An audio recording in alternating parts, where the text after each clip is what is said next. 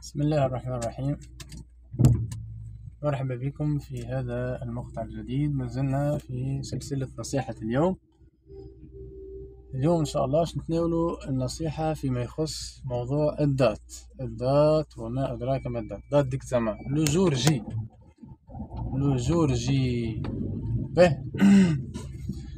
النصيحة الأولى فيما يخص هذا الموضوع: إياك ثم إياك تاخذ دات وانت مازلت في أول السوايع. إياك ثم إياك، على الأقل تقدم في البارتي ميكانيك، على الأقل تكمل بارتي ميكانيك، ومن بعد تاخذ دات تكسي دات ياخذلك المونيتور متاعك دات ديكزامان.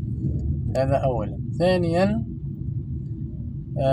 دات هذه ما تحكي عليها لحد، ما تخبر بها حتى واحد، حتى أقرب المقربين لك في العائلة أبدا تخبر بها شخص أو صديق أو زميل أو علاش؟ حتى تنقص الضغط على روحك، تنقص الستريس، لأنه الجورجي تبدأ الناس الكل تستنى في النتيجة شعملت، يطلبوك شعملت وانت تبدأ لجور ديكزامان تخمم في أصدقائك وتخمم في أصحابك وفي أقاربك واش باش نقول لهم وشني عمل فاش عملت وكذا يعني تخمم اللي مشيش نتيح شنو باش نقول لصحابي وما نجحتش والى اخره. ولذا اخفي دات ديكزامان تاعك. السلام عليكم ورحمة الله، نتقابلوا في نصيحة جديدة.